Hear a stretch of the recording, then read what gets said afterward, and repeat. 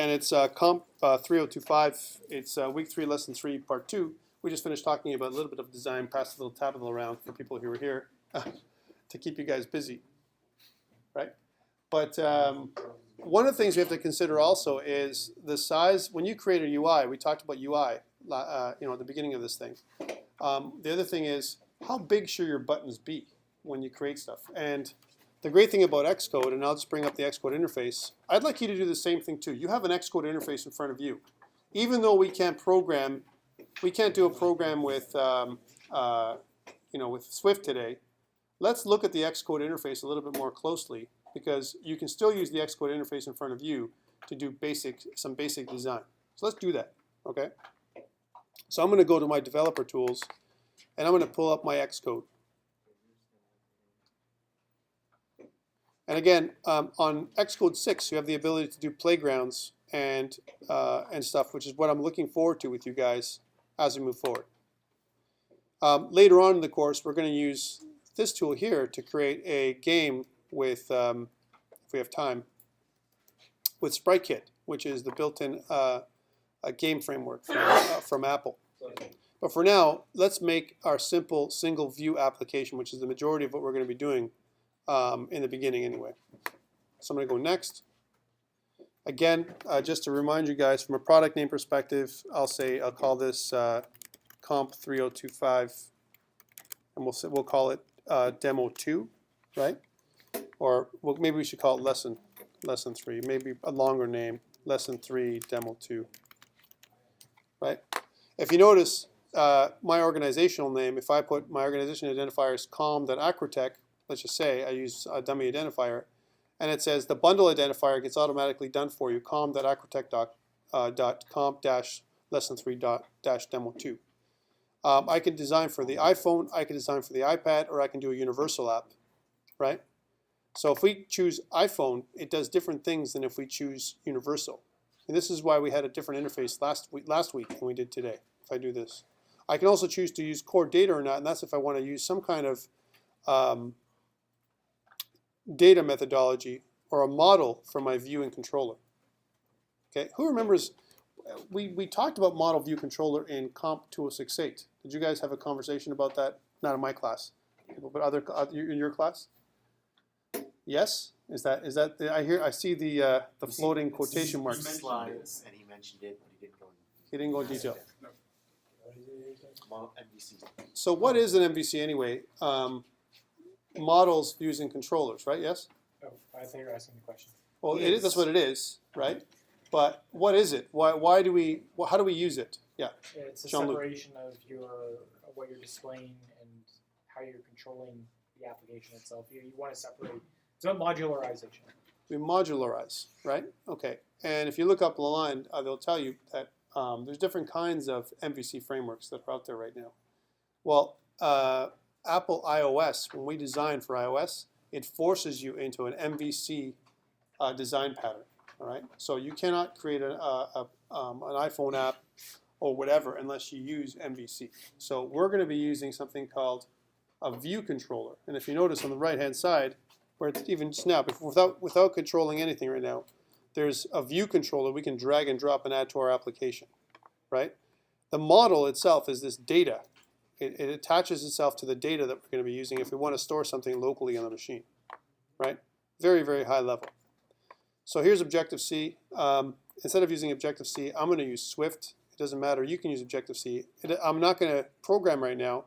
I'm going to click Next. And again, on my desktop here, I'm going to when it actually loads, I'm going to create my my program here on my desktop. Okay. Now it says, hey, create a Git repository on my Mac, or I can add to a new server. And if I do that, it can ask me, hey, where is this server anyway, right?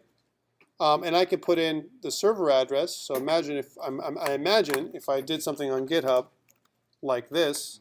If I went to GitHub and added a repository, and I called it COMP3025 lesson 3, and created an empty repository here, I get a URI that I'm sure that I can probably cut and paste. My guess would be right into, and of course it doesn't work, right into Xcode. But that's how it would normally work. We kind of paste, and I'm sure there's a way of doing it where we can add a Git repository. If I want to do it on my Mac, that's fine too. I can still connect to GitHub, right? I can do it on my Mac. I can create my repository first, and then when I create a repository on my Mac, I can use a tool that connects to GitHub on its own. That's fine too. Okay, so again, I have my manifest. This is what my manifest would look like, right? If you notice, it has the same patterns we saw last time, but when we do a lot of it, and if you notice, it automatically adds things like a view controller built in with UI kit that we use.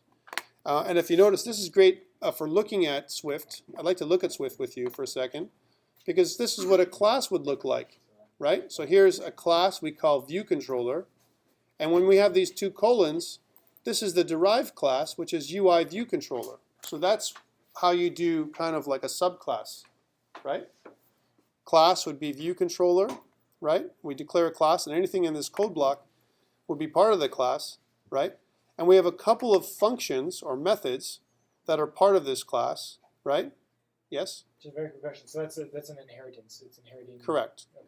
So when I go use a colon, I can do that. Yes? So view controller inherits from UI view controller? Correct.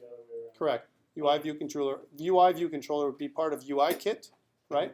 And UIKit is our basic library that we take in from on the Apple iOS side, right? So what we're doing here is, in this class example, is if we look at it, and if you've never seen a class before from here, we notice that Uiviewcontroller, there's two things we're doing here, right?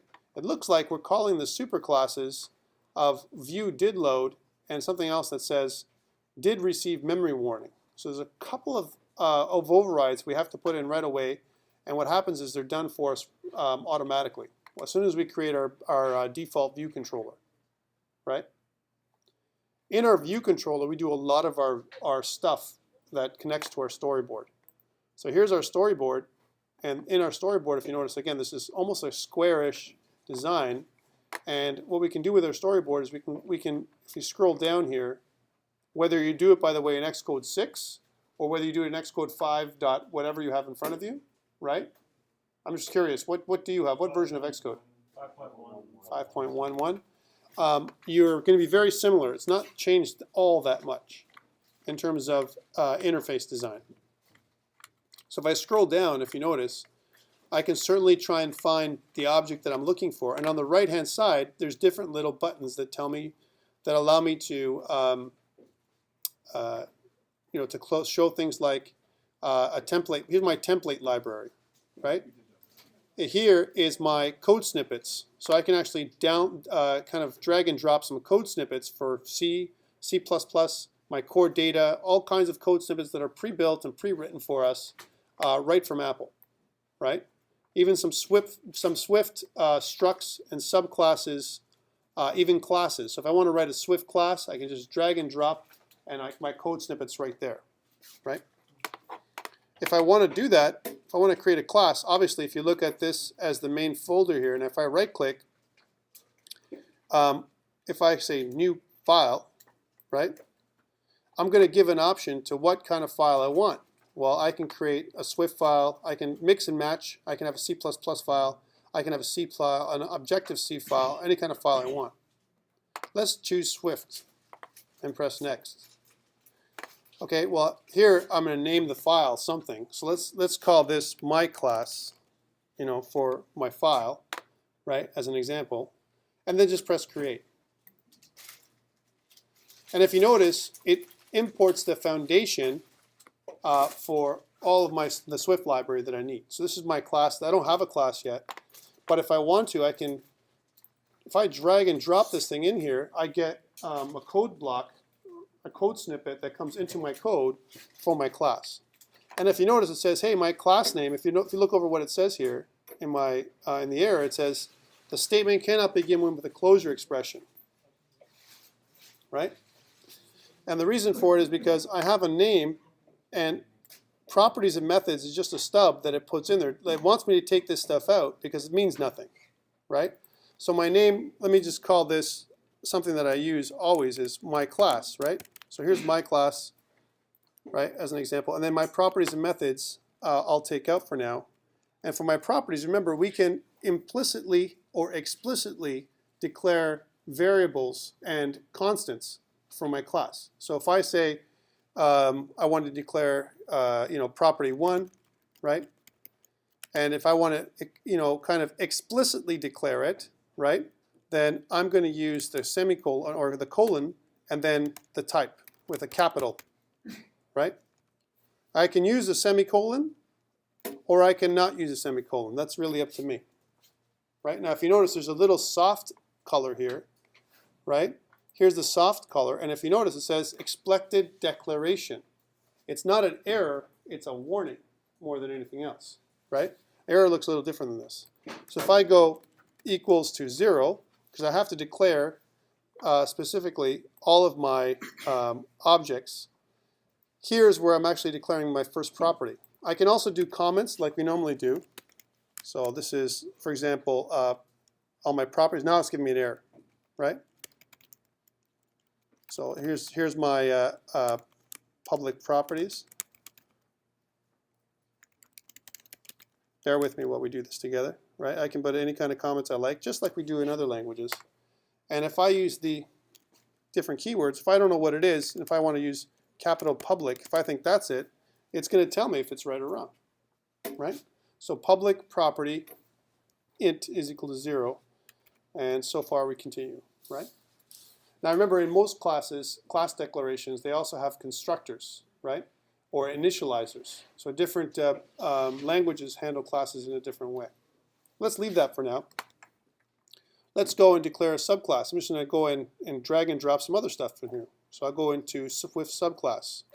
There we go, class. This is my subclass, and it's teaching me what a subclass would look like. Here's my name, and here's my superclass, right? If you never knew anything about Swift, and you just started declaring stuff just like this, you could pretty much, from a code snippet view alone, if I want to learn what a switch statement looks like, here's what a switch statement looks like. It looks very similar to what we've seen before. I showed you this last week, right? So it's really quite helpful to use some of this stuff. A while statement, and so on, right? You could do a lot of the basic code snippets are here, so you don't have to write it on your own. So that's what exists in this little when you see these curly braces here, it means let me grab some code snippets that I can drag and drop into my code. That's what this thing is. If I go to the next one, right?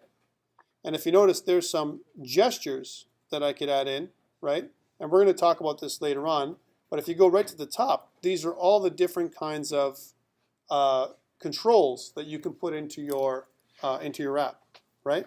If I want to search for a type of control, I go to the bottom, right to the bottom of this piece here. And by the way, I can resize this the way I want by dragging this thing here, right? The bottom in this IDE, I can search for button. So if I go button, it'll pull up different kinds of buttons, like here's a button, and it says intercepts touch events and sends an action message to the target object when it's tapped. So it gives you what this button does, because every button is slightly different, right?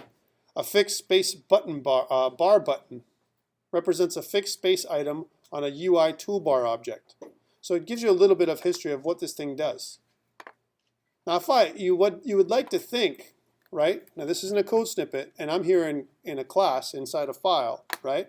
If I drag and drop a button in here, it doesn't do anything because it's not the right context, right? You would think you would like to set up a button just like we do in Visual Studio when we double tap and it creates our code stuff, but not so here. We talked about that last week. So let's go into our main storyboard for that. So if I go back to main storyboard, and if you notice, there's some other controls up here, right, on the right-hand side. This is a context-sensitive menu. So if I click on any one of these things, like for example in the back of the storyboard itself, right, I get a context property menu down here, right? For example, it says, hey, this is what happens when I'm drawing. This is what happens when it stretches.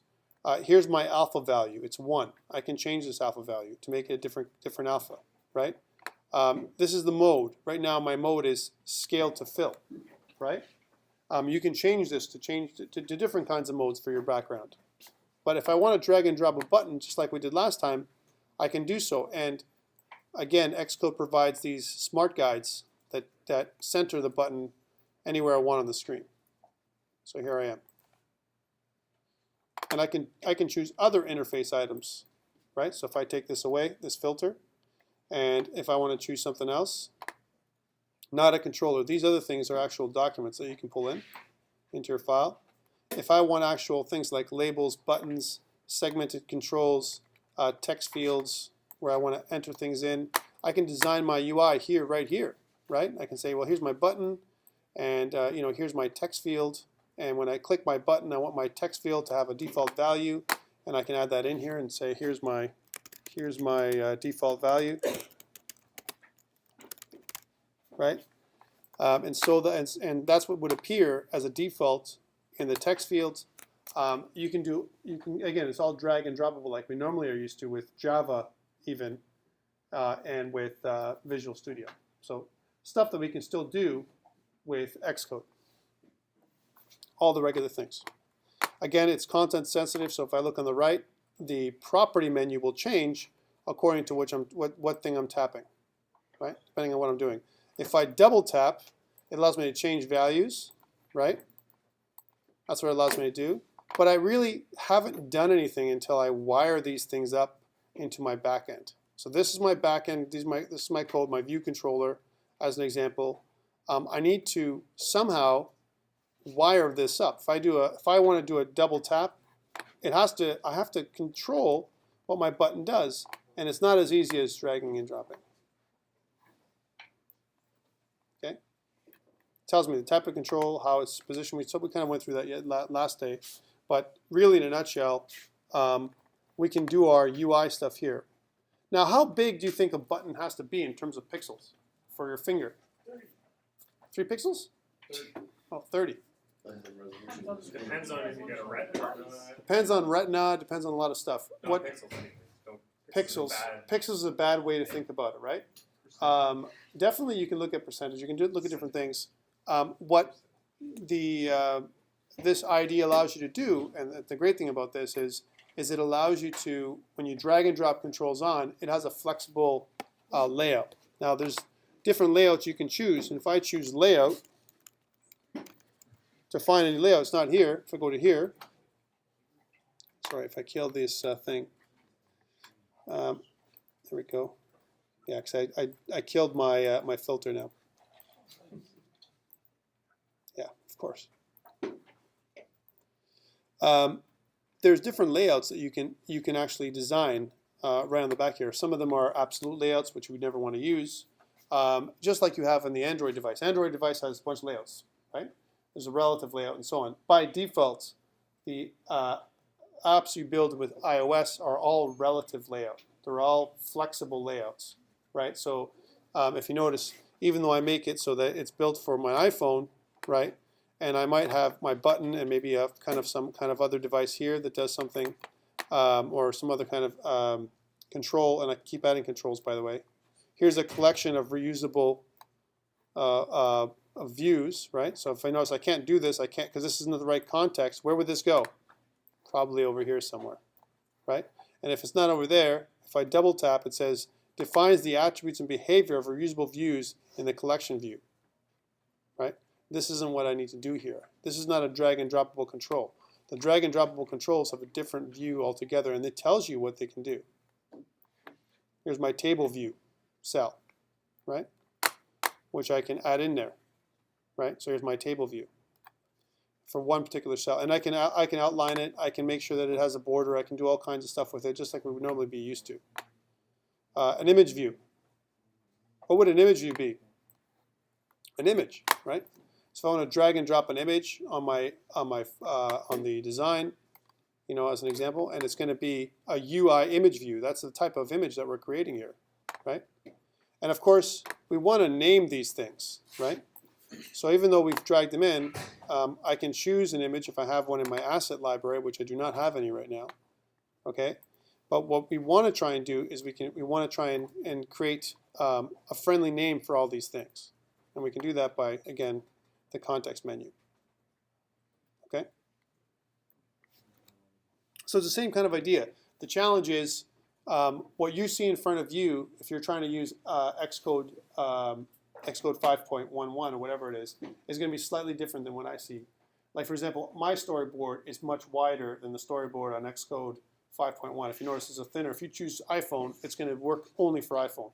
Like, if you look at Mark's view in front of him, right, his storyboard is much smaller, right? The size of an iPhone. Ours, if you look at Xcode 6, they're square because it's a flexible layout, right? That's one of the differences. Again, we talked about first responder last week, and if you notice, first responder says, what do I need to touch?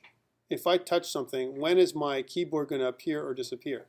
And I can, if I choose the plus button, right, I can add an action. Here's an action. I can mention, I can kind of create an action identifier to say which is going to be my first responder. That's what this little button is, first responder. Here is how do I exit my app, right? What do I do to leave my app? How do I take off from there? The other one is, here's my view controller. How do I connect to my view controller, right? And my view controller, of course, is right here, right? The other thing is you can split screen on these things too, right? So again, I can control all the things on my IDE to change my screens. And I can also create an assistant, right, if I want to, or take it away, right? I can also add in multiple views of the same document, or choose a different document to view and split screen with. Okay, so it's an important feature because that way what you want to have is your view controller on one side, hopefully, and you want to have your storyboard on the other side where you can drag and drop.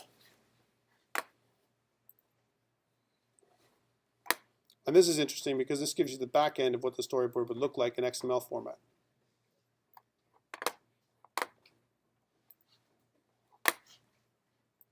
Again, typically what you think about is you want to create a connection, right? A connection between your view controller and your main storyboard and each item in your main storyboard. Okay, I'm not going to go much further because you guys can't do it with me, which sucks. Right? And that's the really sucky part about this today, right? The good thing about it is I want you to see code snippets because code snippets is a great way to learn Swift. You don't know how to do Swift, you can always learn it with code snippets. Even from the stuff I can show you, and I can go through Swift today. If I want to say, and again, who's downloaded the book from Apple? If you haven't downloaded the book already, you should, because it's a free download with iTunes, right? If you have any kind of Apple device, I don't know, no one has an Apple device, right? I'm just saying, if you don't have an Apple device, then what I'm going to do is I'm going to be putting together a little PowerPoint presentation to take that information out. Yeah. So, yeah, that's my question. So what if you have no Apple devices at all? Like, Well, There's a PDF of that book available. is there? I found that on Google. So. You found a PDF. Yeah, well, we can also rent them. I can get them from, I mean, I know they have some iPods and stuff like that we can try. Yeah. There's a PDF. I'm sure there's a PDF you can download. Is that not what comes in iTunes? I'm not sure. No, I think it's an EPUB. Right? No, I'm not talking about the book. I mean, like to get Xcode and stuff at home. To get Xcode at home, you can't do Xcode at home unless you have a Mac. Yeah. In order for you to develop, that's one of the challenges. On Android, you can develop on any device, right? It's not really a challenge. It's a money thing. On what Mac does and Apple, it makes you create all your iOS and Cocoa apps. You have to have a Mac, right? You can't develop on another platform natively, right? At least not yet, right? On the downside, the big downside is you have to spend the money to do that, right? And some people don't want to outlay that kind of cash. But if you're a serious Apple developer, then what they're thinking is that you can probably they want you. It's almost a barrier to entry in some ways. But I mean, you can even develop something as simple as a Mac Mini, which is only about $5.99. I'm just saying only because I turned away. I turned away when I said it. Come on, I didn't say it in the way I said it. Don't get one anyways. Well, I'm not saying that you don't should. get a screen, you don't Yeah, get you don't get anything. It's a Mac Mini. Mac Mini is you have your own screen at home, and you want to use a Mac device, but you don't want to outlay the money for a full iMac or a MacBook Pro or a MacBook Air, right? Then the best way to do it is to buy a Mac Mini. And a Mac Mini, I'm just going to go there I don't want to advertise from the Apple Store here, but we'll go there to look at what you need.